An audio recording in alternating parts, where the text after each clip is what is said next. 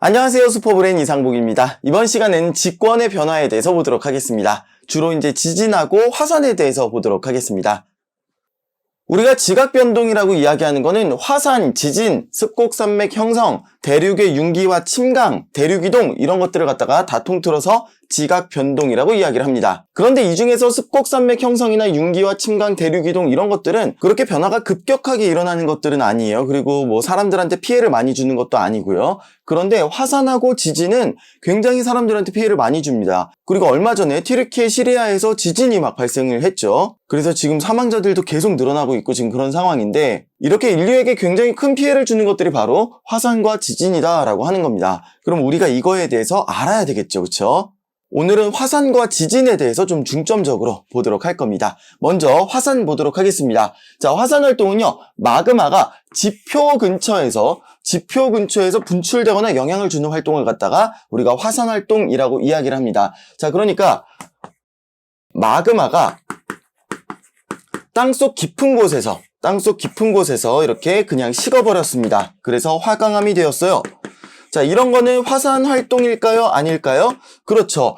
이런 거는 화산 활동이 아니다라고 이야기를 하는 겁니다. 이거는 그냥 마그마가 땅속 깊은 곳에서 식은 거지 마그마가 지표 근처로 분출되거나 영향을 주는 게 아니기 때문에 화산 활동이라고 이야기를 안 한다라고 하는 겁니다. 그래서 예를 들어가지고 화강암이 화산 활동에 의해서 생긴 암석입니까? 그러면은 아니다라고 여러분들이 답하셔야 된다라고 하는 겁니다. 자, 마그마라고 하는 것은 땅속 깊은 곳에 있었던 건데요. 이게 지표로 나오면서 액체와 고체와 기체로 분리가 됩니다. 자, 이렇게 분출되는 것을 화산 분출물이라고 이야기를 하고요. 분출이 되면서 액체와 고체와 기체로 나뉘는데 액체를 용암이라고 이야기를 하고요. 기체를 화산가스라고 이야기를 하고 고체로 나오는 것을 화산쇄설물이라고 이야기를 하는 겁니다. 자, 먼저 기체 보시면요. 기체는 우리가 화산가스라고 얘기를 하는데 수증기가 가장 많습니다. H2O 수증기가 가장 많고요. 그 다음에 이산화탄소 이런 것들이 많이 있습니다. 그리고 고체를 보면요. 보통 우리가 화산재 이야기 많이 하죠. 화산재는 한 지름이 0.06에서 2mm 정도까지를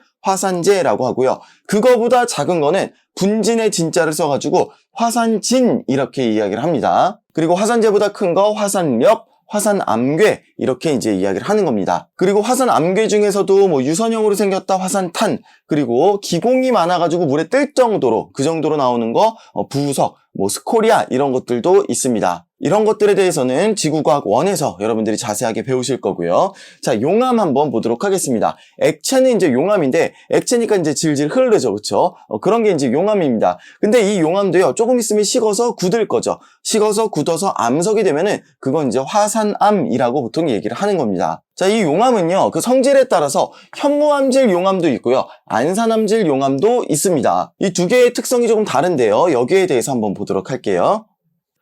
현무암질 용암과 유문암질 용암은요, 애초에 생길 때부터, 생성될 때부터 그 생성 원리가 조금 다릅니다. 그렇기 때문에 특성이 굉장히 다른데요.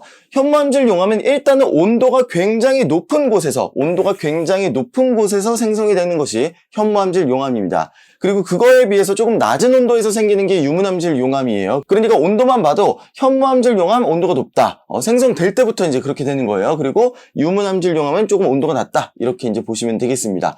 자, 온도가 높기 때문에 점성이 작죠. 아무래도 조금 더 찰랑찰랑합니다. 점성이 작고 유문암질 용암은 점성이 크다. 이렇게 보시면 되겠고요. 점성하고 조금 반대되는 개념이 유동성이에요. 그러니까 현무암질 용암은 유동성이 크다. 유문암질 용암은 유동성이 작다. 이렇게 이제 이야기를 하는 겁니다. 그리고 휘발성 기체의 함량이 적다 그러는데 이렇게 한번 생각을 해볼게요. 마그마가 땅속 깊은 곳에서 있었어요. 그런데 여기에 기체들이 막 이렇게 녹아있다 그래도 점성이 작으면 아무래도 이런 것들이 분리가 좀 잘 일어납니다. 그쵸? 그런데 유문암질 용암 같은 경우는 점성이 크기 때문에 이런 것들의 분리가 잘 일어나지 않는 거죠. 그리고 애초부터 여기는 휘발성 기체 함량이 애초부터 적고요. 여기는 애초부터 많다. 이렇게 이제 보시면 되겠습니다. 그리고 이게 분출이 될 때는 이런 가스들이 이제 이렇게 들어있었는데 분출이 되면서 압력이 낮아지면서 이 기체들이 팽창을 하게 되죠. 그렇기 때문에 기체 함량이 적으면 팽창하는 것들도 이제 적어요. 그래서 조용히 조용히 분출이 되는데 유문암질 용암 같은 경우는 점성도 애초에 큰데다가 그래서 이 압력을 뚫고 나올 때 이런 것들을 굉장히 크게 팽창을 하게 됩니다. 굉장히 많이 크게 팽창을 하기 때문에 폭발적으로 분출한다 라고 하는 그런 얘기가 되겠습니다. 그리고 생성되는 지형을 보면은요, 현무암질 용암은 굉장히 조용히 흐릅니다. 그냥 가까이 가서 이렇게 저쪽에 용암이 흐르네, 가까이 가서 봐도 괜찮을 정도로 좀 조용히 흐릅니다. 그래서 경사가 완만한 순상 화산이라든지 아니면 쫙 넓게 펼쳐진 용암대지라든지 이런 것들이 생긴다라고 하는 겁니다. 그런데 유문암질 용암은 그렇지 않아요. 굉장히 걸쭉하기 때문에 무슨 여러분들 밀가루 반죽이나 이 정도 생각하시면 돼요. 그 밀가루 반죽이 푸악 하고 이제 던져진다라고 생각해 보세요. 철푸덕 하고 내려오면서 종상화산, 이런 모양의 종상화산이라든지 아니면은 용암돔이라든지, 자, 여기에 용암돔의 돔은 물고기의 그 돔이 아니에요. 참돔이라든지 무슨 그런 돔이 아니고요. 우리가 돔구장 이렇게 얘기하죠. 이렇게 돔구장, 영어로 이제 이렇게 쓰나요? 돔구장 할 때 그 돔입니다. 그래서 종상화산, 용암돔 이런 것들을 형성을 한다라고 하는 겁니다. 자, 그리고 이거 외에도요, 우리가 조금 더 전문적으로는 SiO2 있죠. 규산화물 할 때 우리 배웠죠. SiO2의 함량에 따라서 현무암질 용암하고 유문암질 용암하고 구분을 할 수가 있습니다. 그래서 원래 원칙적으로는 SiO2의 함량에 따라서 이게 몇 프로 이상이냐? 그러면 유문암질 용암이고, 몇 프로 이하냐? 그러면은 현무암질 용암이고, 그 중간이다? 그러면은 안산암질 용암이고, 이렇게 이제 얘기를 하는 겁니다. 그래서 SiO2의 함량이, 이거는 SiO2의 함량이 적다라고 보시면 되겠고요. 유문암질 용암은 SiO2의 함량이 많다라고 보시면 되겠습니다. 자, 그리고 SiO2가요, 밝은 색이거든요. 그래서 현무암, 그러면은 SiO2의 함량이 적으면서 어두운 색. 그래서 이제 이름도 현무암이에요. 여기에서 현이 바로 거물현, 검다현 그겁니다. 자, 그리고 여기에서는 SiO2의 함량이 많아서 조금은 밝은 색을 띈다, 밝은 회색을 띈다, 이렇게 보시면 되겠습니다. 그래서 이렇게 그래프로 묻는 문제들 많이 나오고요. 여기에서 이제 A, B, C를 가려가지고 이 중에서 어떤 게 현무암질 용암이냐, 어떤 게 유문암질 용암이냐 구분하는 문제도 나오고요. 아니면은 이 부분을 가려놓고 이 부분에 들어갈 알맞은 물리량이 무엇이냐 이렇게 묻기도 합니다. 넘어갈게요. 그럼 화산이 폭발을 하게 되면 어떤 피해를 주게 되느냐 한번 보도록 하겠습니다. 자, 직접적인 피해는 화산 분출물에 의한 직접적인 피해를 이야기를 합니다. 화산 분출물 뭐가 있다 그랬죠? 화산가스 기체, 그리고 화산 쇠설물 고체, 그리고 용암 액체, 그렇죠? 그런 것들이 있다 그랬죠? 한번 보도록 할게요. 자, 용암류는요, 용암 때문에 피해를 보는 겁니다. 용암이 그냥 집을 덮쳐버리는 거예요. 건물을 덮쳐버리는 거죠. 그래서 이 용암이 빠르게 이동을 하면서, 자, 빠르게 이동한다. 현무암질 용암이 빠르게 이동하나요? 아니면은 유문암질 용암이 빠르게 이동하나요? 빠르게 이동하는 자체는 현무암질 용암이 조금 더 빠르게 이동을 하죠. 그런데 유문암질 용암 같은 경우는 용암이 막 튀어요. 튀기 때문에, 폭발할 때 튀기 때문에 아무튼 둘 다 피해를 잘 준다라고 보시면 되겠습니다. 용암류 같은 경우는 넓은 지역을 휩쓸면서 건물과 가옥을 파괴하고 화재를 일으킨다. 아무래도 현무암질 용암이 이런 현상을 조금 더 많이 일으키게 됩니다. 자, 그리고 화산재 같은 경우는요, 화산재가 조금 시험 문제에 많이 나옵니다. 왜 그러냐면은 이거 기권하고 상호작용 때문에 많이 나오게 되는 거예요. 자, 화산재는요, 성층권까지 올라갑니다. 그러면서 하늘을 뒤덮어버려요. 그래가지고 햇빛을 차단을 합니다. 햇빛을 차단하면은 지구의 평균 기온이 크게 떨어진다라고 하는 그런 얘기가 되겠습니다. 자, 어떤 학생들은요, 이 부분 공부하면서 이렇게 질문하는 학생들이 있어요. 선생님, 화산가스에서 H2O도 많이 나오지만 여기에서 이제 CO2도 많이 나온다고 들었습니다. 네, 맞아요. 잘 공부했습니다. CO2도 많이 나와요. 화산가스에서 CO2가 많이 나오게 되면은 온실 효과를 일으키기 때문에, 그리고 H2O도 사실 온실 효과를 전혀 안 일으키는 거 아니거든요. 일으키거든요, 어느 정도. 온실 효과를 일으키기 때문에 지구의 평균 기온이 높아져야 되는 거 아닙니까? 이렇게 이제 질문하는 학생들이 좀 있습니다. 네, 그 얘기도 맞긴 맞아요. 맞지만 결론이 조금 달라요. 결론이 어떻게 다르냐면은, 이게 기온을 높여주는 효과가 있는 거는 사실이에요. 그런 효과가 있지만 그 효과가 그렇게 크지는 않습니다. 그렇게 크진 않고, 어떤 게 효과가 크냐? 햇빛을 차단해서, 화산재가 발생해서 햇빛을 차단해가지고 평균 기온을 크게 떨어뜨리는 거, 이게 효과가 굉장히 큽니다. 그러니까 예를 들어서 얘는 한 0.1도씨 높이는 효과가 있다 그러면은 얘는 2도, 3도, 막 2도씨 막 이렇게 떨어뜨리는 효과가 있다라고 하는 그런 얘기가 되겠습니다. 굉장히 많이 평균 기온을 떨어뜨린다라고 하는 겁니다. 자, 그리고 화산재가 지표에 떨어지게 되면은 농작물에 이제 피해를 주겠죠. 농작물 위에 화산재가 쌓이면은 농작물들이 피해를 보게 되는 거죠. 그리고 지표수 오염, 물이 흐르고 있었습니다. 화산재가 이렇게 막 쌓여서 흙탕물이 돼버리면은 우리가 마시기가 어렵죠.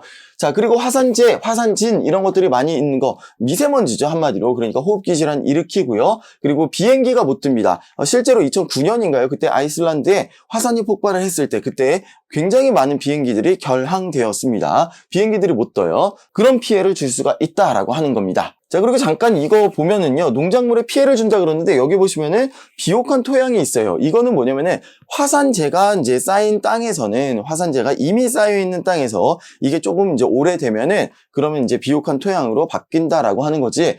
여기는 비옥한 토양에서 농사가 잘 되는 거 아닌가요? 뭐 그런 얘기가 아닙니다. 일단 화산재가 뒤덮어버리면 농작물 위를 뒤덮어버리면은 당연히 피해를 입게 되겠죠. 자, 그 다음에 화산가스 보도록 하겠습니다. 화산가스는 H2O, CO2는 별로 그렇게 큰 피해를 주진 않아요. 그렇지만 일산화탄소, 황화수소 이런 유독가스가 방출되면은 가축과 사람을 질식시켜서 죽일 수가 있다라고 하는 겁니다.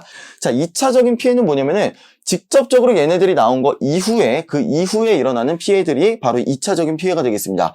화산쇄설류라고 하는 거 뭐냐면은 화산쇄설물들이 쌓였어요. 화산재, 화산력, 화산진 이런 것들이 막 쌓였습니다. 굉장히 이제 막 쌓였으니까 조금만 흔들어도 이게 잘 흘러내리겠죠. 자, 화산쇄설류 뭐냐면은 화산쇄설물들이 쌓여 있었어요. 그런데 이런 것들이 어떤 경사면을 따라서 산의 경사면을 따라서 빠른 속도로 흘러내리게 되면은 굉장히 이런 것들이 집을 덮치기도 하고 사람을 덮치기도 하고 그런다는 얘기입니다. 자, 화산 이류는 뭐냐면요. 화산쇄설물에 비가 내렸습니다. 비가 내려가지고 물하고 이제 섞이게 되는 겁니다. 저지대로 빠르게 흐르는 거죠. 예를 들어 백두산 같은 경우는 백두산 천지가 있죠. 거기에 물이 굉장히 많단 말이죠. 그러면은 쌓여있던 화산재나 화산진 이런 것들은 백두산 물이 넘치면서 화산 이류를 만들어낼 가능성이 굉장히 높다라고 하는 겁니다. 그래서 이 이류는요, 굉장히 파워가 셉니다. 걸쭉한 그런 액체이기 때문에 굉장히 파워가 세요. 그래서 가옥이나 교량 이런 것들을 파괴할 수가 있다라고 하는 겁니다. 사람이 그 안에 있으면 못 빠져나오겠죠, 그렇죠? 자, 그리고 산사태, 화산 폭발로 인해서 이제 산사태가 생길 수가 있다. 이런 것들이 2차적인 피해가 되겠습니다. 자, 그리고 화산의 이용을 보시면요. 관광지로 굉장히 많이 이용이 되죠. 우리나라도 제주도, 화산섬이잖아요. 관광지죠. 그리고 일본 가면 굉장히 많은 온천들이 있죠. 그렇게 이제 관광지로 많이 활용이 됩니다. 그리고 지열 발전, 땅 속에 들어가게 되면은 땅의 온도가 높아집니다. 그래서 한 300도 정도가 되면은 여기에서는 이제 물을 끓일 수가 있는 거죠. 그래서 물을 끓여가지고 수증기가 발생을 하면은 그 수증기에 팽창되는 걸 이용해서 터빈을 돌리고 그렇게 해서 이제 발전을 한다라고 하는 그런 얘기가 되겠습니다. 자, 그 다음에 비옥한 토양, 아까 이제 설명드렸고요. 그리고 화산에는 많은 금속 광산들이 있습니다. 그래서 그 많은 화산암들을 이제 막 분리해가지고 그 안에서 우리가 원하는 그런 광물 자원들을 얻어낼 수가 있다라고 하는 그런 얘기가 되겠습니다. 넘어갈게요. 자, 이번에는 화산이 그러면은 언제 터질지 예측을 하면 우리가 미리 대피하고 그럴 수가 있잖아요. 그렇죠? 그래서 이제 화산 분출의 예측에 대해서 한번 보도록 하겠습니다. 자, 예측하는 방법은 여러 가지 방법이 있습니다. 일단은요, 화산 폭발하기 전에 지진의 횟수가 조금 증가한다라고 하는 겁니다. 그리고 지표가 온도가 뜨거워집니다. 지표의 온도 상승. 아무래도 마그마가 이제 근처까지 오니까 어때요? 화구 주변에 이쪽에 이제 온도가 뜨거워진다라고 하는 그런 얘기가 되겠습니다. 자, 그리고 지형이 변화합니다. 이게 아무래도 이게 터질 때쯤 되면은 이게 부풀어 오른다는 거예요. 부풀어 오른다는 거 조금 과학적으로 표현을 한다 그러면은 뭐 사면의 경사가 증가한다 이런 식으로 보시면 되겠습니다. 자, 그리고 화산가스의 농도가 진해진다. 종류도 많아지고 진해진다라고 하는 그런 얘기가 되겠습니다. 자, 이런 식으로 화산 분출을 예측하고자 노력을 많이 하고 있는데요. 그런데 안타깝게도 이게 굉장히 예측하기가 어렵습니다. 언제 터질지는 예측하기가 굉장히 어려운 거예요. 곧 터질 것 같아, 곧 터질 것 같아. 그게 이제 당장의 내일이 될지 아니면은 몇 주 후가 될지 아니면은 이번에는 안 터질지 모르는 거예요. 산이 막 부풀어 오르고요. 화산가스가 막 많이 나오고요. 그랬어요. 온도도 뜨거워지고 그랬어요. 그러다가도 이제 갑자기 식는 경우도 있고 뭐 그렇다는 얘기입니다. 그래서 화산 분출은 예측하기가 조금 쉽지가 않다라고 하는 그런 얘기가 되겠습니다. 하지만 그 화산 폭발하기 직전에는 이러한 징조들이 있기는 있다. 그래서 이제 뭐 정부에서 대피하라 그러면은 대피하는 게 좋겠죠. 다음은 지진입니다. 자, 지진은요, P파와 S파 이런 것들로 이제 지진을 관측을 하게 됩니다. 지진은 미리 예측하기가 더 어려워요. 더 어렵기 때문에 어떻게 보면 좀 피해가 더 크다라고 이제 볼 수도 있고요. 그리고 화산 같은 경우는 그 활화산 주변에 사람이 그렇게 많지는 않잖아요. 그렇지만 지진 같은 경우는 우리가 살고 있는 이 삶의 터전에 발생할 가능성이 높기 때문에 지진에 의한 피해 굉장히 클 수가 있다라고 하는 거죠. 이번 튀르키예 시리아 지역에서 지진이 발생한 것도 보면은 지진이 사람 살고 있는 그 도시에 그렇게 이제 지진이 발생을 하면서 많은 건물들이 무너졌다라고 하는 거죠. 그러면서 땅이 흔들리면서 사람들이 넘어져가지고 죽은 게 아니고 건물들이 무너지면서 그 건물에 깔려서 사람들이 죽게 된 거죠. 자, 그런데 어제 뉴스, 제가 이거 지금 촬영하기 전날 뉴스를 보니까 그 지진이 발생한 인근 지역에서는요, 사람들이 피해가 별로 없었다라고 하는 겁니다. 건물이 별로 무너지지도 않았고 그랬다라고 해요. 물론 이제 지역에 따라서 이 집안의 어떤 구조나 이런 것들 때문에 지진이 바로 옆에서 발생을 했다라고 하더라도 바로 옆 동네인데도 불구하고 여기는 흔들림이 별로 없을 수도 있어요. 그런데 뉴스에는 이제 어떻게 나왔냐면은 이렇게 이제 나왔습니다. 거기에는 건축물에 불법 건축물을 절대 허용을 하지 않았대요. 그리고 내진 설계라든지 이런 것들에 대해서 철저하게 콘크리트나 이런 것들에 대해서 되게 철저하게 건축 허가를 꼼꼼히 검토를 했다라고 하는 겁니다. 불법 건축물을 허용을 하지 않았대요. 그러다 보니까 지진이 발생했음에도 불구하고 건물이 많이 무너지지 않은 거죠. 그러면서 사망자가 없었다라고 하는 그런 지역이 있다라고 이야기를 합니다. 물론 아무리 내진 설계를 잘했다라고 하더라도 지진이 그 도시 지하에서 바로 발생을 했다 그러면 굉장히 큰 규모로 흔들리다 보면 어쩔 수 없이 건물은 무너질 수도 있습니다. 그렇지만 아무래도 그 피해를 줄일 수가 있다라고 하는 거죠. 그렇기 때문에 건축이라든지 이런 곳에서 내진 설계 같은 거 굉장히 잘 해야 되고요. 그리고 그거대로 시공을 하는 거 굉장히 중요한 일이 되겠습니다. 자, 지진은요, 감지가 될 때 P파와 S파가 감지가 되고요. 그리고 이거 이외에도 L파라고 하는 거, 그런 것들이 이제 더 감지가 됩니다. 자, 지진파가 발생을 할 때는요, 종파도 발생하고 횡파도 발생을 하게 되는데, 그 중에서 이제 P파가 속도가 빠릅니다. 그러니까 관측하는 입장에서는 저쪽에서 지진이 딱 발생한다. P파도 발생하고 S파도 발생을 하는데, 동시에 발생을 하는데, 여기까지 도달하는 게 P파가 속도가 빠르기 때문에 P파가 먼저 감지가 된다라고 하는 겁니다. 자, 먼저 감지가 된다라고 하는 의미에서 프라이머리의 P자를 따서 P파 이렇게 이야기를 하는 겁니다. 자, 그 다음에 두 번째로 도착하는 지진파다. 그래서 S파라고 얘기를 합니다. 그래서 이거는 횡파인데요. 횡파는 조금 느려요. 그러니까 P파가 먼저 도착을 하고 횡파가 나중에 도착을 하게 됩니다. 그래서 지진 기록계에도 두 번째로 이게 감지가 됩니다. 그래서 세컨더리 두 번째로 감지가 되는 그런 지진파다. 그래서 S파 이렇게 이제 부릅니다. S파. 자, 지진의 발생 원인을 보면은요, 단층 작용, 그러니까 지층에 이렇게 어긋나는 거죠. 단층 작용, 끊어지는 겁니다. 아니면은 마그마의 유동이나 화산 활동, 동굴이 무너졌다, 산사태가 났다, 이런 거 할 때 자연 지진이 기록이 됩니다. 그리고 인공지진은 어떤 거겠어요? 예를 들어서 공사장에서 기초 작업을 한다, 아니면은 기차가 지나간다, 북한에서 핵실험을 했다, 이런 것들을 할 때는 인공지진이 발생을 하게 되겠죠. 자, 진원과 진앙 보도록 하겠습니다. 진원은요, 실제로 그 지진이 발생한, 지진의 그 파동이 발생한 그 위치를 갖다가 진원이라고 이야기를 하는 거고요. 그 진원에서부터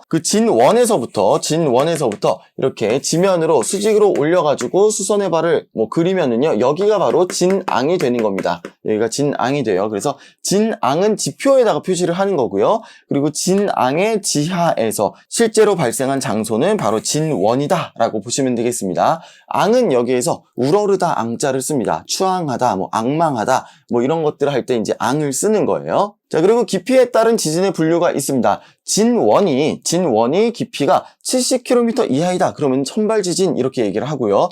300km 이상이다. 그러면은 신발 지진, 깊다 심자를 쓰는 거죠. 깊은 곳에서 발발한 지진, 그래서 신발 지진이라고 이야기를 하는 겁니다. 그 사이는 이제 중발 지진이라고 얘기를 하는 거예요. 자, 천발 지진, 얕은 곳에서 생긴 지진, 신발 지진, 깊은 곳에서 발생한 지진, 이렇게 여러분들이 잘 기억해 주시길 바라겠습니다.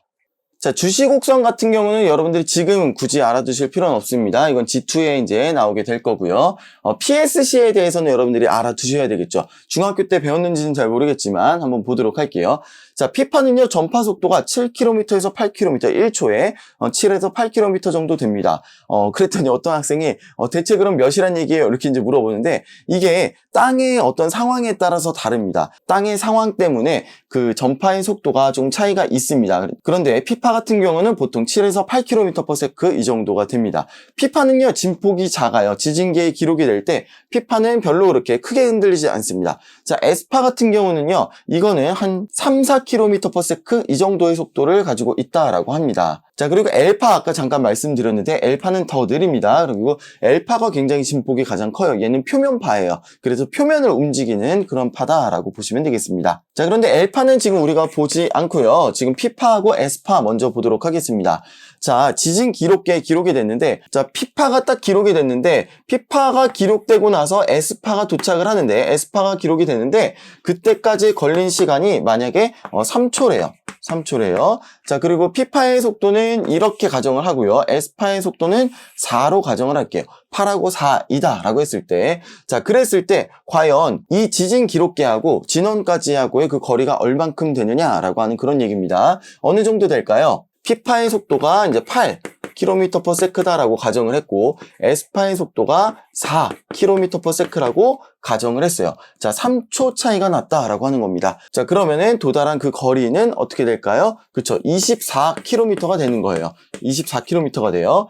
자, 그래서 피파 같은 경우는 24km를 3초 만에 도달을 하는 거고요. 에스파 같은 경우는 6초 만에 도달을 하는 거죠. 자, 그래서 3초하고 6초하고 3초 차이가 난다. 이렇게 보시면 되겠습니다. 이렇게 이제 숫자가 딱 떨어지면은 여러분들이 쉽게 그냥 머릿속으로도 풀 수 있을 텐데, 숫자가 잘 떨어지지 않는 경우에는 공식을 써가지고 여러분들이 푸셔야 되겠죠. 자, 걸린 시간, 어떤 속도로 얼만큼의 거리를 가는데 걸린 시간 어떻게 구해요? 그쵸, 거리 나누기 속도로 하면 되겠죠. 거리 나누기 속도, 그러니까 똑같이 D라고 하는 거리, 디스턴스, 거리입니다. 자, 그거를 에스파의 속도로 나누게 되면 이거 어떻게 되는 거예요? 에스파가 걸린 시간이 되는 겁니다. 자, 그리고 이거 보시면은 똑같죠, 그쵸? 똑같은 거리를 피파의 속도로 왔어요. 그러면은 피파가 걸린 시간이 됩니다. 그래서 지금 이거 같은 경우는 어떻게 되는 거예요? 24km를 vs 에스파의 속도 4로 나누게 되면은 6초 걸렸다 이렇게 되는 거고요. 여기는 뭐예요? 24라는 거리를 8, 그렇죠? 8km/s로 이렇게 갔다 그러면 여기는 바로 3초가 되는 겁니다. 그래서 6초 빼기 3 하면은 PSC가 3이다 이렇게 이제 나오게 되는 건데요. 우리가 보통 이제 시험 문제에서 보면요, 거리를 구하라 라고 하는 그런 얘기가 많이 나옵니다. 그러면은 거리를 구할 때는 속도의 곱 나누기 속도의 차 곱하기 PSC 이렇게 이제 하게 되는 건데, 공식을 이거를 외우기는 좀 쉽지는 않습니다. 이걸 여러분들이 외우려고 노력하지 마시고, 이거는 외우는 게 이게 좀 올바른 공부 방법은 아닌 것 같아요. 여러분들이 PSC라고 하는 개념을 알고 있으면은, 그러면은 여기에다가 이 개념에다가 여러분들이 대입을 해가지고 푸는 게 훨씬 더 현명한 방법이다라고 생각하시면 되겠습니다. 넘어갈게요. 자, 지진이 발생을 하면은요, A라는 관측소, B라는 관측소, C라는 관측소에서 과연 이게 어느 정도 떨어진 거리에서부터 온 지진인가, 이거를 갖다가 이제 측정을 합니다. 이렇게 지금 동심원으로 그려놨는데, 실제로 이제 동심원으로 이렇게 추정을 하긴 쉽지 않습니다. 이 정도 범위에서 있을 거다. A 같은 경우에서는 이 정도 범위에서 이렇게 지진파가 도착한 것 같다. B라는 지역에서는 이 정도 되는 지역에서 지진파가 도착한 것 같다. C라는 지역에서는 이 정도 되는 지역에서 지진파가 도착을 한 것 같다. 그러면은 요 정도의 이제 진앙지가 있겠죠. 조금 더 정밀하게는 더 많은 그런 분석들이 실제로는 들어갑니다. 자, 그런데 만약에 지진파의 속도가 정말 일정하다라고 가정을 한다 그러면은 동그랗게 그릴 수가 있겠죠. 이건 이상적으로 가정을 한 거예요. 기초적인 겁니다. 자, A라는 지역에서 이렇게, B라는 지역에서 이렇게, C라는 지역에서 이렇게, 그러면은 여기에 이렇게 이제 그 뭐라 그럴까요? 현이라 그러죠. 공통현을 그립니다. 공통현을 그리면은 그 공통현이 한 점에서 만나게 돼요. 그 한 점에서 만나는 위치가 바로 진앙지다라고 이제 보시면 되겠습니다. 그런 다음에 이제 지하로 몇 킬로미터냐 이렇게 이제 추정을 해가지고 진원지를 추정을 하게 되는 거죠. 별로 그렇게 쉬운 작업은 아니에요. 그리고 정확하게 완전 그 위치가 무슨 몇 미터 오차를 가지고 딱 거기다라고 예측하기는 좀 쉽지 않고요. 오차가 아무래도 몇십 미터 혹은 몇백 미터 될 수도 있습니다. 자, 그리고 아까 말씀드렸다시피 진앙지하고 굉장히 가까움에도 불구하고 지진 피해를 덜 입는 그런 경우도 있어요. 그런 지역도 있습니다.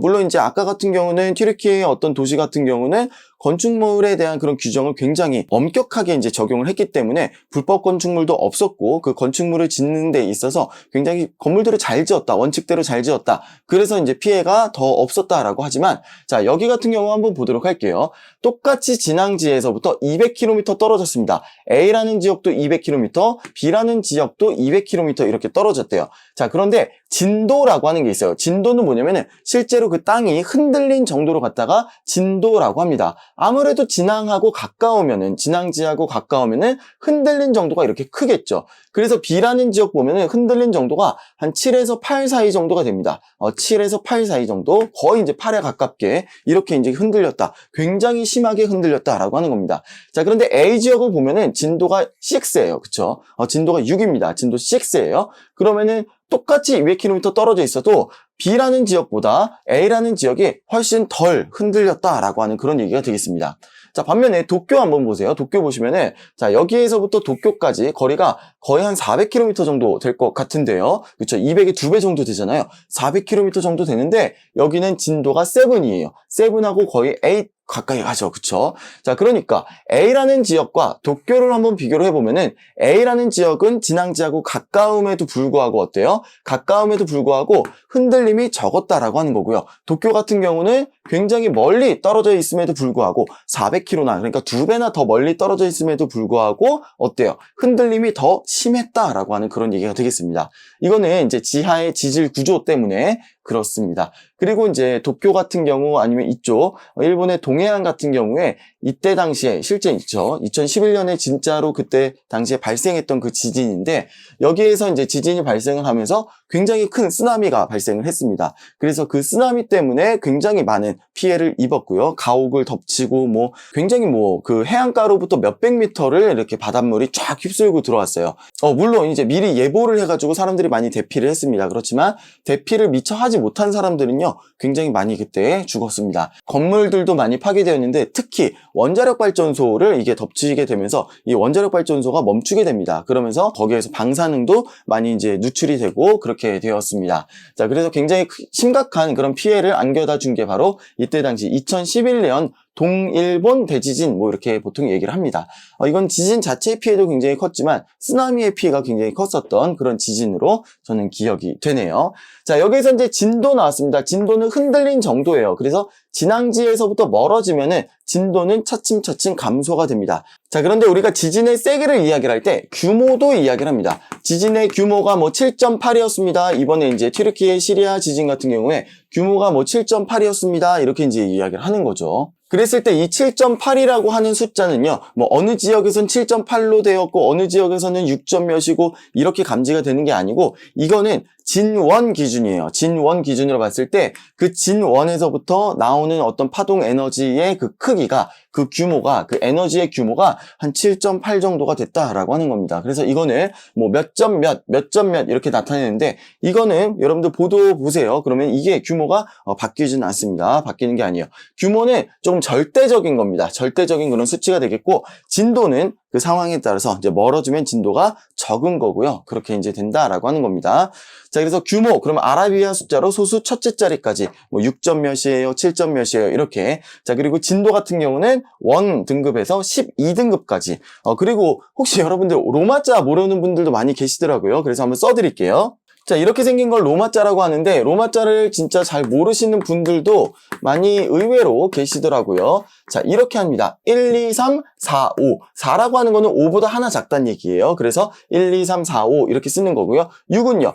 그쵸. 5보다 하나 더 크다. 그래서 6, 7, 그리고 8, 그리고 12 이게 10이거든요. 그래서 9 같은 경우에 이렇게 이제 씁니다. 자, 그랬더니 어떤 학생이 선생님 그러면은 8을 이렇게 쓰면 안 됩니까? 이렇게는 잘 안 써요. 이렇게 잘 안 쓰고 이제 1, 2, 3 이 정도까지는 보통 이제 쓰니까 6, 7, 8 1, 2, 3 썼으니까 6, 7, 8 그리고 10보다 하나 모자라다 이렇게 이제 쓰는 겁니다. 그리고 11, 12 이게 바로 여러분들 그 시계 같은 거, 약간 멋있는 시계 같은 경우 보면 로마자가 이제 써 있잖아요. 그쵸? 그래서 12까지는 여러분들이 보실 수가 있을 겁니다. 그럼 13은 어떻게 되겠어요? 13은 이렇게 쓰시면 되겠고, 14는, 그쵸? 네, 14는 이렇게 여러분들이 쓰시면 되겠습니다. 넘어갈게요. 자, 지진의 피해도요, 직접적인 피해와 2차적인 피해 이렇게 두 가지로 나누는데요. 직접적인 피해 보면은 뭐 진동 및 집안 파열, 아무래도 이제 흔들리는 그 자체, 그리고 땅에 갈라지는 거 이런 것들, 그런 것들에 대한 이야기가 있습니다. 그리고 집안의 융기와 침하, 그러니까 땅이 이렇게 솟아오르거나 땅이 푹 꺼지거나 이런 일들이 있다라고 하는 겁니다. 이거는 여러분들이 한번 그냥 읽어보시면은 알만한 그런 내용이 되겠고요. 자, 여기 보시면 액상화, 그리고 화재와 질병, 지진 해일 이렇게 이제 보게 되는데, 우리나라에서도 액상화 현상이 관측이 되었었습니다. 이게 언제냐면은 포항 때, 포항 지진 때 이런 액상화 현상이 발견이 되었습니다. 자, 모래에 보시면 뭔가 모래가 뽀글뽀글 액체처럼 이렇게 되어 있는 그런 현상을 우리가 이제 관측을 했습니다. 자, 그래서 우리나라에서도 액상화 현상이 지진 이후에 액상화 현상이 관측이 된 그런 사례가 되겠고요.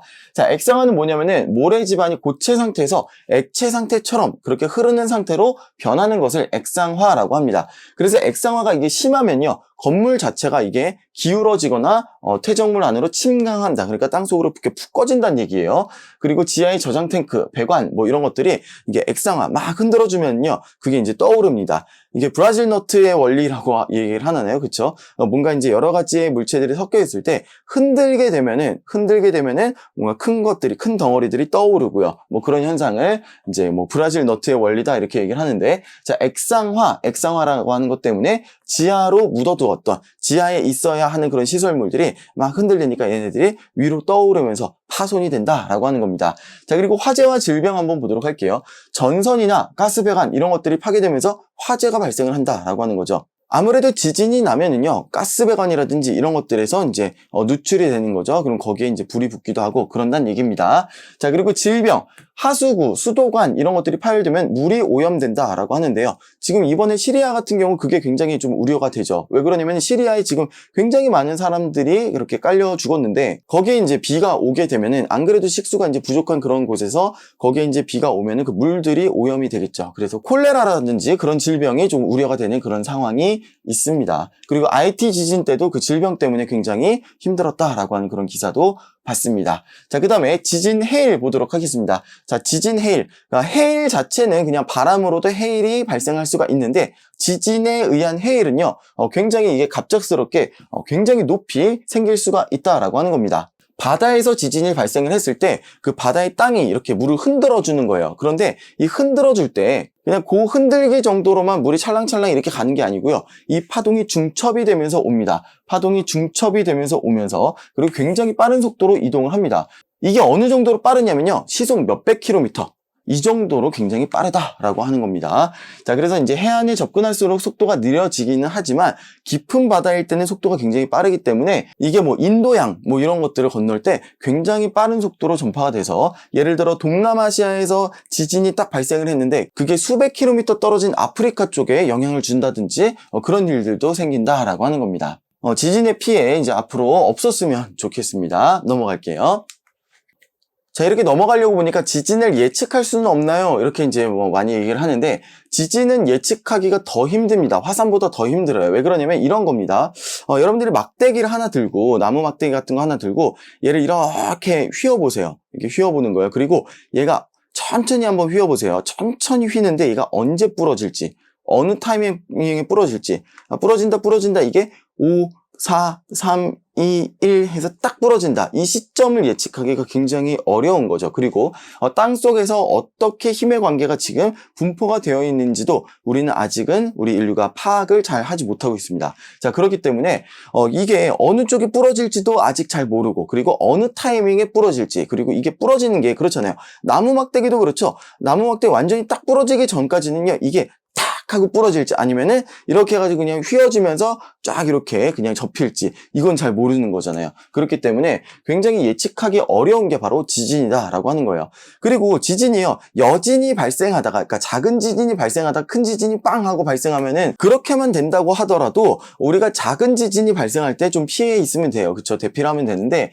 지진은 그렇지 않고 큰 지진이 먼저 빵 하고 발생을 한 다음에 그 다음에 여진이 일어나게 되는 거죠. 그렇죠. 이게 우리가 이제 굉장히 돌들이 고체잖아요. 무겁고 압력도 세고 뭐 그렇습니다. 그 상태에서 뜨득 이런 식으로 이제 움직이게 되는 거예요. 그러면은 뭐 이게 천천히 움직이다가 뜨득 움직이는 게 아니고, 처음에 와 이렇게 강하게 있다가 득 하고서는 조금 이렇게 움직이고 그런 식입니다. 그렇기 때문에 지진은 예측하는 게 굉장히 어렵다라고 하는 겁니다. 자, 그런데 이제 지진하고 화산이 많이 발생하는 위치, 장소 이런 것들은 우리가 대략적으로 예측을 할 수가 있습니다. 예측보다는 대략적으로 우리가 파악을 하고 있는 상태입니다. 한번 볼게요. 지진대하고 화산대, 지진이 많이 발생하는 곳을 지진대, 화산이 많이 발생하는 곳을 화산대라고 이야기를 합니다. 자, 이런 곳을 갖다가 우리가 변동대라고 이야기를 하는데, 변동대는 주로 암석권의 조각을 판이라 그랬죠. 그 판의 경계에 있습니다. 판의 경계에 이 변동대가 위치하고 있어서 그 변동대에 많은 지진과 많은 화산이 일어난다라고 하는 그런 얘기가 되겠습니다. 자, 그리고 조산대는요, 조산운동에 의해서 습곡산맥이 분포하는 지역을 조산대라고 이야기를 하는데, 조산운동이라고 하는 거는 횡압력을 받으면서 이렇게 습곡산맥이 만들어지는 거, 이걸 갖다가 이제 조산대, 조산운동 이렇게 이야기를 하는 겁니다. 넘어갈게요. 자, 여기에 나와 있는 세계 지도에 표시된 지진과 화산 그 지역을 보시면은, 자, 이번에 이제 튀르키예 쪽, 그쵸? 알프스, 히말라야, 화산대와 지진대, 이렇게 이제 나와 있죠. 자, 그리고 일본 쪽에서도 엄청나게 지진이 많이 발생을 하죠. 그리고 인도네시아, 미국의 서부, 이런 곳에서는 지진이 굉장히 많이 발생을 합니다. 그리고 뭐 칠레, 이런 쪽에서도 여러분들이 뉴스를 보시면은 칠레, 페루, 이런 쪽에서도 지진이 많이 발생한다라고 하는 뉴스를 아마 검색하시면은 볼 수가 있을 겁니다. 자, 이렇게 태평양 주변으로, 환태평양, 그러니까 태평양 주변으로 동그랗게 지진대와 화산대가 분포를 합니다. 가장 많이 분포하는 곳이 바로 환태평양 화산 지진대예요. 전 세계 화산의 80%, 전 세계 지진의 80%, 이렇게나 많이 지진과 화산이 발생을 합니다. 그래서 이곳을 Fire Ring, 불의 고리라고 이야기를 합니다. Fire Ring, 굉장히 불타고 있는 그런 고리다. 그래가지고 Fire Ring, 불의 고리다 라고 이제 이야기를 합니다. 자, 그 다음에 알프스 히말라야 화산 지진대 이쪽인데요, 이쪽. 자, 이쪽은요, 전 세계 지진의 약 15%가 분포를 하고 있습니다. 자, 지중해, 히말라야 산맥, 인도네시아까지 이렇게 이어지는 화산 지진대가 되겠습니다. 자, 여기에서 80%, 여기서 15% 그랬어요. 그럼 5% 남았죠? 나머지 5%는 어디에서 많이 발생하냐면은 해령 화산 지진대. 해령 화산 지진대인데, 요 대서양을 이렇게 가로지르는, 대서양을 따라서 대서양 중심부에 있는 이런 부분이 바로 해령입니다. 그리고 이제 남극 대륙 주변에 뭐 이런 곳에 바닷속에 있는 곳이 바로 해령이 되겠습니다. 그리고 태평양에서도요, 여기 이렇게 나지카판이 생기는 그쪽이 바로 이제 해령이 되겠어요. 해령은요, 깊은 바닷속에 보통 존재를 합니다. 그래서 그렇게까지 사람들한테 피해를 주지는 않습니다. 자, 이게 전 세계 지진의 한 5%가 된다라고 하는 거 보시면 되겠습니다. 자, 여기 보시면요, 해령, 뭐 해구 변환단층 이렇게 표시가 됐는데, 해령이라고 하는 것이 보면은, 그쵸, 대서양 가운데로 이렇게 이제 해령이 분포하고요. 그리고 태평양 쪽에도 요 아래쪽에, 나지카판 이쪽에 분포를 하고, 인도양 쪽에, 그리고 아래쪽에 이제 남극 주변으로 해령이 분포하고 있습니다. 넘어갈게요. 자, 이거는 우리가 지난 시간에서도 봤죠? 암석권이라고 하는 거. 지각하고 멘틀의 가장 윗부분 100km 정도까지 멘틀의 가장 윗부분 이거를 갖다가 암석권이라고 한다. 그리고 거기에서부터 400km 정도까지는 멘틀의 대류가 활발한 부분이다. 부분 용융이 많이 되어 있어서 멘틀의 대류가 조금 활발한 부분이 바로 연약권이다 라고 했습니다. 자, 여기 멘틀의 상부인가요? 중부인가요? 하부인가요? 멘틀의 상부입니다. 연약권도 역시 멘틀의 상부다 라고 하는 거 기억을 해주세요. 알겠죠? 멘틀의 상부입니다. 상부입니다. 자, 이렇게 했을 때 이제 암석권, 연약권 나뉘어져 있는데요. 자, 연약권은 멘틀의 대류가 주로 일어나고요. 암석권은 그 위에 떠 있다라고 보시면 되겠습니다. 연약권의 대류가 일어나면서 암석권이 이동을 하게 됩니다. 이 판이 이동을 하게 돼요. 자, 그렇게 이동을 하면서 여러 가지 이제 지각 변동들을 많이 일으킨다라고 하는 그런 얘기가 되겠습니다. 그래서 이렇게 판의 경계 부분에 판이 이제 엇갈리면서 아니면 판이 모이면서 아니면 판이 이렇게 새로 생겨나면서 그렇게 이제 지각 변동들, 화산도 발생하고 지진도 발생을 하게 되는데 거기에 대해서 한번 보도록 할게요. 자, 발산형 경계는 뭐냐면은 이게 멘틀의 대류가 이렇게 상승하는, 멘틀의 대류를 하는데 상승하는 부분에 이쪽 위에 이제 판들이 있는 거예요. 그럼 어떻게 되겠어? 판이 좌우로 이렇게 벌어지겠죠. 그쵸? 판이 이렇게 벌어질 겁니다. 그러면 이 부분은 어때요? 이 부분은 굉장히 약한 부분이 되죠? 얇은 부분이 됩니다. 그럼 여기에서 이제 마그마가 뚫고 나와가지고 여기에 화산이 보통 생긴다라고 하는 그런 얘기가 되겠습니다. 자, 이거를 발산형 경계다라고 이야기를 합니다. 발산된다라고 하는 그런 의미, 발산형 경계다라고 얘기를 하는데, 자, 멘틀 대류의 상승부예요. 새로운 지각이 생성되는 곳입니다. 발산형 경계예요. 자, 좌우가 똑같을 수밖에 없어요. 왼쪽이 해양판이면 오른쪽도 해양판, 왼쪽이 대륙판이면 오른쪽도 대륙판일 수밖에 없겠죠. 자, 그러면은 판의 종류 보시면 해양판과 해양판이 서로 생겨나는 곳에서는 여기에서는 화산 활동도 생기고 천발 지진도 생긴다라고 하는 겁니다. 자, 그런데 여기에서 신발 지진은 생기지가 않습니다. 신발 지진은 생기지가 않아요. 왜 그러냐면은 보통 이제 지진이다 그러면 딱딱한 부분, 암석권에서 지진이 생기는 건데 그 암석권이 여기는 별로 깊은 곳에는 없습니다. 그쵸? 깊은 곳에는 암석권이 없기 때문에 지진이 신발 지진은 발생 안 한다. 천발 지진, 얕은 곳에서만 지진이 발생한다라고 하는 겁니다. 그리고 화산 활동 당연히 있죠. 아래에서부터 멘틀이 이렇게 내려오면서 나오는데, 그쵸? 올라오는데, 그럼 마그마가 당연히 올라오게 되겠죠. 그쵸? 땅속 깊은 곳에서 있는 마그마는요, 온도도 뜨겁지만 압력도 높아가지고요, 원래는 고체 상태로 있었을 거예요. 그런데 이게 올라오면서 어떻게 되냐면은, 온도는 거의 잘 식지 않아요. 온도는 빨리 식지는 않을 거예요. 왜냐면 주변이 다 돌이기 때문에, 뜨거운 돌이기 때문에, 온도는 빨리 식진 않지만, 압력이 낮아지죠. 압력이 낮아지면서 얘가 녹게 됩니다. 그러면서 마그마가 생성이 되는 거예요. 보통 이제 현먼질 마그마가 이렇게 생겨나는 겁니다. 자, 그렇게 해서 화산 활동은 굉장히 많이 있다라고 하는 겁니다. 자, 바닷속에서 이런 게 생기면요. 바닷속에서는 이런 지형이 생깁니다. 화산이 이런 식으로 가운데가 이렇게 솟아오르는 지형이 생깁니다. 일자로. 이런 부분을 해령이라고 하고요. 이 가운데 쪽에는 약간의 이 골짜기가 있어요. V자처럼 이렇게 파인 그런 골짜기가 형성이 되는데 이걸 갖다가 열곡이다라고 이야기를 합니다. 그래서 바다 밑에 해령과 열곡 이런 것들이 지형이 발견이 된다라고 하는 거예요. 자, 그리고 대륙판과 대륙판 뭐 똑같은 원리입니다. 똑같은 원리인데 이건 이제 아무래도 대륙에 발생을 하다 보니까 해저처럼 이렇게 이쁜 모양이 나오기보다는 주변 대륙에 그런 영향들을 받아가지고 이렇게까지 뭐 예쁘게 발생은 안 하고요. 아무튼 그래도 여기도 골짜기가 형성이 됩니다. 그래서 열곡대 이런 지형이 생긴다라고 하는 그런 얘기가 되겠습니다. 자, 그 다음에 수렴형 경계 보도록 하겠습니다. 수렴형 경계는요, 멘틀 대류의 하강부예요. 멘틀 대류의 하강부. 아니면은 판이 이렇게 이동하는데 한 판은 굉장히 빠르게 오고요. 한 판은 조금 느리게 가요. 그러면은 걔하고 충돌을 하게 되겠죠. 그렇게 이제 판과 판이 충돌하는 곳 아니면 멘틀 대류의 하강부 이런 곳에서 수렴형 경계가 생긴다라고 하는 겁니다. 자, 해양판과 대륙판이 충돌할 수도 있고요. 해양판과 해양판이 충돌할 수도 있고 대륙판과 대륙판이 충돌할 수도 있습니다. 이 순서대로 한번 보도록 할게요. 자, 이쪽 보시면은 자, 해양판이 이렇게 있었어요. 자, 그리고 여기 대륙판이 이렇게 있습니다. 두껍게. 대륙판 두껍죠. 자, 그런데 해양판하고 대륙판하고 만나게 되면은 어떤 게 더 밀도가 크다 그랬죠? 해양판이 더 밀도가 크다 그랬죠. 그러면 해양판이 대륙판 밑으로 이렇게 파고 들어갑니다. 자, 파고 들어가는데 그냥 파고 들어가는 게 아니고요. 여기에서 굉장히 많은 지진을 발생시키면서 파고 들어갑니다. 자, 그리고요. 여기 이제 대륙판이 이렇게 거대하게 있었는데 약간 이렇게 요 끝에 부분이 말려 들어가겠죠. 같이 말려 들어가겠죠. 그러면서 여기가 이제 보통 해양판이기 때문에 바닷물로 채워져 있는데 바닷물에서 굉장히 깊은 바다가 형성이 됩니다. 이 깊은 바다 지형을 갖다가 뭐라 그러냐면은 해구라고 이야기를 하는 겁니다. 해구라고 이야기를 해요. 자, 그리고요. 해양판이 이렇게 아래로 들어가는데 위에 바닷물이 있으면은 물을 같이 머금고 가죠. 물을 같이 머금고 들어가면은 조금 더 이제 돌이 잘 녹습니다. 그런 것 때문에 여기에서 마그마가 형성이 될 수가 있습니다. 자, 마그마가 이런 데서 형성이 돼요. 돌이 녹는다는 얘기예요. 돌이 녹아서 마그마가 형성이 돼가지고 분출이 되어서 나옵니다. 그러면 여기에 이렇게 이제 섬이 생기겠죠. 이렇게 생기는 섬들을 갖다가 호상열도라고 이야기를 하는 겁니다.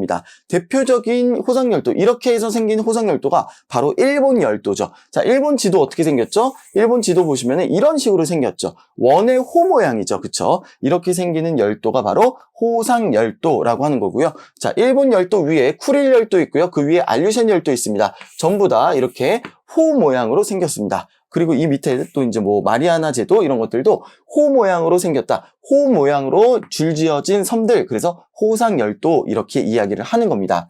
자, 그리고요. 잠깐 지우고 다시 그릴게요.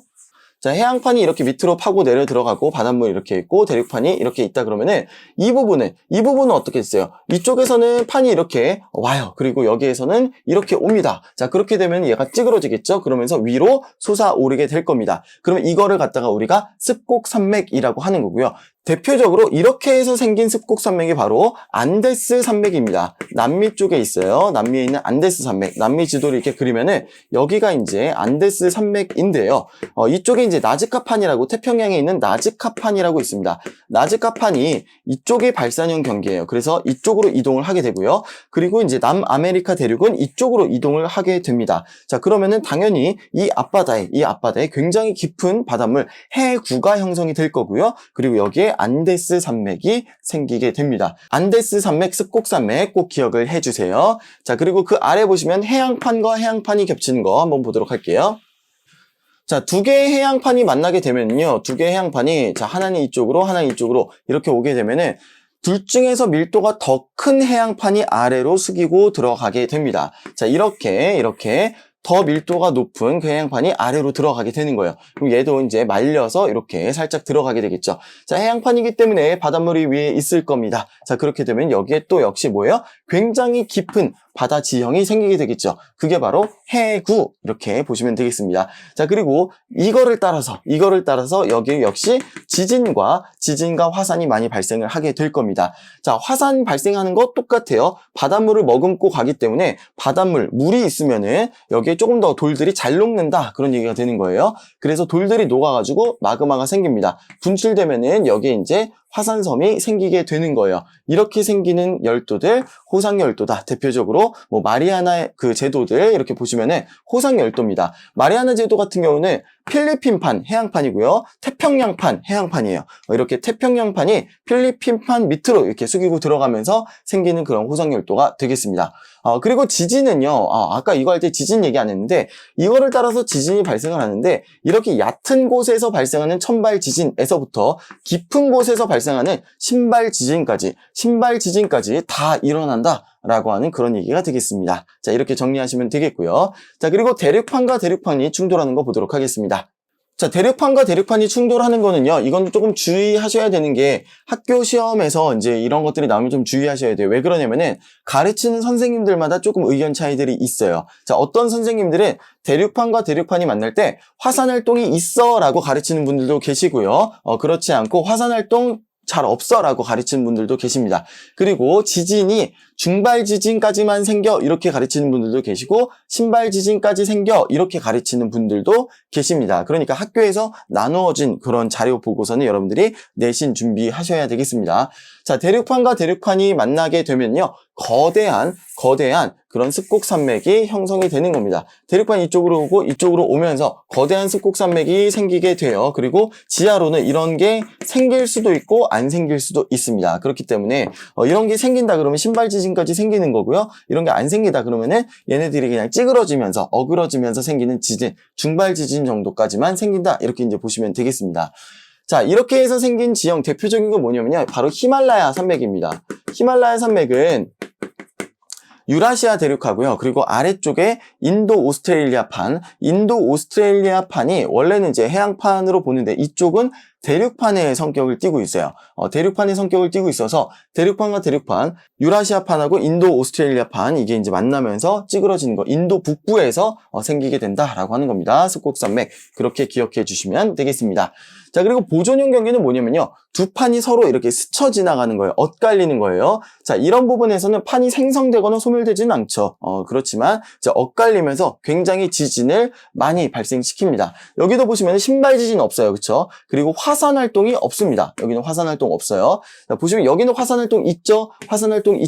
여기는 화산 활동이 없습니다. 자, 그리고 여기 천발 지진만 발생하죠. 여기도 천발 지진만 발생합니다. 수렴형 경계에만 신발 지진까지 발생한다라고 하는 거 여러분들이 잘 정리해 두셔야 되겠습니다. 자, 그래서 보존형 경계는 이렇게 판과 판이 서로 엇갈려서 스쳐 지나가면서 생긴다라고 하는 거고요. 어디에서 많이 생기냐면요, 우리가 해양판이 생길 때 해양판의 그 발산형 경계 보시면은 이런 식으로 그 해령이 생긴다 그랬죠. 자, 근데 얘가 여기에만 생기는 게 아니고 이런 거죠. 여기에 또 생기는 거예요. 어떻게 그려야 되지? 네, 여기다 그릴까요? 네, 여기도 보이시는지 모르겠는데, 자, 이렇게 해가지고, 네, 여기에 또 이렇게 생기는 겁니다. 자, 이 판이 이쪽으로 움직일 거예요. 이 판은 이쪽으로 움직일 겁니다. 그리고 요 사이, 요 부분은 굉장히 지진이 많이 발생을 한다라고 하는 그런 얘기가 되겠습니다. 이 부분이 변환단층이라고 부르고 보존형 경계가 되겠습니다. 자, 그리고 대표적으로 이제 이렇게 바닷속에 있는 해령과 해령 사이에 변환단층도 있지만, 미국 서부에 보면은 산 안드레아스 단층대라고 있어요. 미국 서부에, 자, 미국 서부로 보면은 이쪽 판은 태평양 쪽에 있는 이쪽 판 이렇게 움직이고 있고요. 그리고 이 대륙 쪽에 속한 이 미국 대륙은 이쪽으로 움직이고 있다라고 합니다. 상대적으로 굉장히 빠른 속도로 움직여요. 1년에 몇 센티미터, 1년에 거의 10cm 정도씩 이렇게 움직인다라고 하는 겁니다. 굉장히 빠른 속도로 움직여서 이 부분에도 지진이 굉장히 많이 발생한다라고 하는 그런 얘기가 되겠습니다. 넘어갈게요. 자, 이 그림은요, 아까 말씀드린 거에 지도하고, 그리고 이제 판의 경계를 조금 더 시각적으로 그림으로 나타낸 겁니다. 아까 제가 설명드린 것들 다시 한번 보시면서 이 그림에 적용하시면 될 것 같습니다. 자, 그리고 시험 문제에 나오는 것들은요, 이런 자료들이 많이 나오게 될 거예요. 물론 이제 흑백으로 나오겠죠, 학교 시험지에는. 자, 히말라야 산맥 보시면 유라시아판하고 인도 오스트레일리아판이 만나게 되는 이런 수렴형 경계다라고 하는 거. 그리고 지금 이렇게 세모나게 표시된 거는 그쪽 방향으로 이동을 한다라고 하는 그런 표시가 되겠습니다. 그쪽 방향으로 이동을 한다. 그리고 한 가지만 더 말씀을 드리면은 뭐 이렇게 되는 거죠. 예를 들어 A하고 B 쪽을 만약에 옆에서 본다 그러면은 뭐 A라고 하는 곳이 이렇게 돼 있고 B라는 곳이 뭐 이쯤 존재한다 그러면은 이 판의 경계 있죠. 여기 이 부분을 보면은 이렇게 B판이 A판 밑으로 파고 들어간다. 이렇게 이제 보시면은 이렇게 이해하시면 되겠습니다. 됐죠? 자, 그래서 히말라야 산맥 대륙판과 대륙판이 만나는 수렴형 경계. 일본 해구 뭐예요? 유라시아판 대륙판입니다. 여기까지 바다가 있긴 하지만 대륙판이에요. 그리고 태평양판, 해양판이죠. 만나게 되면은 밀도가 더 큰 태평양판이 이거 밑으로 들어가게 된다라고 하는 그런 얘기가 되겠습니다. 해구가 생길 거고요. 그렇죠? 일본 해구가 생길 거고 일본 열도, 호상 열도가 보이네요. 화산 활동 당연히 많이 있습니다. 자, 그리고 알류션 열도는 뭐냐면요. 태평양 북부예요. 태평양 북부에 알래스카, 미국 위쪽에 보면 알래스카 있죠. 그리고 옆쪽은 러시아죠. 그렇죠? 이쪽에 알류션 열도라고 하는 게 있습니다. 여기도 호상 열도예요. 호 모양으로 나타나고요. 태평양판이 밑으로 들어가는 그런 형태로 되어 있습니다. 그렇기 때문에 여기에 당연히 해구가 있을 거고요. 이쪽에 열도가 생긴다. 화산 많고 지진 많은 곳입니다. 자, 그리고 아이슬란드 열곡대, 유럽 쪽에 있는 그런 섬나라죠. 아이슬란드. 이쪽 보시면은 바닷물이 차 있긴 하지만 북아메리카판과 유라시아판이 이렇게 생성이 되는 그런 발산형 경계다. 이렇게 보시면 되겠습니다. 그래서 아이슬란드를 여행하시면요. 굉장히 화산들 뭐 이런 것들을 많이 보실 수가 있겠습니다. 자, 산 안드레아스 단층, 아까 뭐라 그랬어요? 미국, 아까 이제 방향이 좀 제가 반대로 그린 것 같아요. 태평양판은 이쪽으로, 그리고 북아메리카판은 아래쪽으로 이렇게 움직이게 되네요. 판과 판이 어긋납니다. 그래서 저쪽에 굉장히 많은 지진이 발생을 한다라고 하는 그런 얘기가 되겠고요. 그리고 안데스 산맥, 아까 말씀드렸죠? 나즈카판, 해양판하고 남아메리카판, 대륙판이 만나서 이쪽에 해구가 생기고 이쪽에 습곡산맥이 생긴다라고 하는 겁니다. 대서양 중앙에 보면은 이렇게 발산형 경계가 뚜렷하게 나타난다라고 하는 거고요. 그러면 대서양 바다는 점점 넓어지겠죠. 그쵸?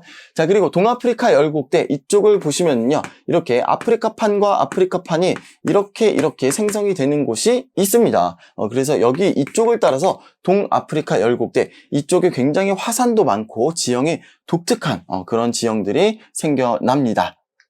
자, 마지막으로 좀 판의 이름들 한번 점검하고 넘어가도록 할게요. 뭐 이런 것들을 시험 문제에 그렇게까지 내는 선생님들이 많지는 않습니다만 뭐 인근의 학교들 이제 보시면은 어느 학교에서 이렇게 네모칸 치고서는 이 판의 이름을 쓰시오 서답형으로 그렇게 문제를 출제한 적도 있습니다. 그러면은 여러분들이 도무지 아무리 생각해도요 이게요 잘 떠오르지가 않습니다. 시험 시간에 잘 떠오르지가 않아요. 언제 떠오르는지 아세요? 답안지 다들 이제 거두세요 해가지고 답안지를 제출을 하고 나면은 그때 갑자기 떠오르는 거예요. 여러분 그러면 안 되겠죠, 그렇죠? 그러면 안 됩니다. 여러분들이 딱 이걸 보는 순간 떠올라야 되겠습니다. 자, 그렇게 하기 위해서 제가 이렇게 좀 가려놓고 한번 하나씩 보도록 하겠습니다. 자, 이쪽에 보시면 유라시아 대륙 있죠? 유라시아 대륙이 있는 건 유라시아판입니다. 별로 어렵지 않죠? 자, 그리고 여기 보시면 사우디아라비아 있죠? 여기 아라비아판입니다. 아라비아 반도예요. 아라비아 반도, 아라비아판 이렇게 보시면 되겠고 여기 아프리카 대륙에 있는 거 아프리카판입니다. 별로 어렵지 않죠? 자, 그리고 오스트레일리아하고 인도하고 이렇게 연결되어 있네요. 인도 오스트레일리아판 보시면 되겠고 이쪽에 필리핀이라고 하는 나라 있잖아요. 그렇죠? 그러니까 요거 작은 거 필리핀판 이렇게 보시면 되겠습니다. 태평양 바다에 있는 거 태평양판, 그리고 북아메리카, 북미죠. 북아메리카판, 그리고 남아메리카판, 남극판, 이런 것들은 별로 그렇게 어렵지가 않아요. 왜 그러냐면은 이 대륙 이름이 혹은 요 반도 이름이 그 판의 이름이기 때문이에요. 뭐 필리핀, 뭐 대서양이래, 태평양, 뭐 인도 오스트레일리아, 뭐 이런 것들은 다 이제 그 지명 이름이 판의 이름이기 때문에 그렇게까지 어렵진 않습니다. 자, 그런데 학생들이 그냥 간과하는, 학생들이 놓치기 쉬운 그 판의 이름은 바로 뭐냐면은 바로 이거 세 개가 되겠습니다. 카리브판, 코코스판, 그리고 나즈카판. 이건 여러분들이 익숙한 이름들이 아니기 때문에 따로 특별히 메모를 하면서 외워두시길 바라겠습니다. 자, 카리브판은요, 여기 이제 캐리비안이라고 이야기를 하는 겁니다. 캐리비안 베이 아시죠? 카리브해입니다. 카리브해에 있는 거 카리브판 이렇게 보시면 되겠고요. 그리고 여기 코코스판, 그리고 나즈카 문명 들어보셨나요? 나즈카 문명, 잉카 문명, 나즈카 문명 할 때 그 나즈카 판입니다. 그래서 이거 세 개는 여러분들이 따로 조금 메모를 하시면서 기억해 두시면은 혹시라도 선생님이 치사하게 치사하다 그러면 안 되나? 혹시라도 이걸 갖다가 빈칸 쳐놓고 이 판에 이름을 쓰시오, 그런 것들이 나온다 그러면은 내신에서는 그런 것들 나올 수 있잖아요. 그럼 여러분들이 딱 기억을 하고 쓰셔야 되겠습니다. 그리고 이거 아니어도요, 내가 세계지리 같은 거 잘 몰라요, 그런 분들은 다 여러분들이 한 번씩 써보면서 빈칸으로 놔두고 한 번씩 써보면서 기억하시면 좋을 것 같습니다. 자, 오늘 수업 여기서 마치도록 할게요. 저는 나라와 인류의 발전을 위하여 슈퍼브레인 이상복이었습니다. 감사합니다.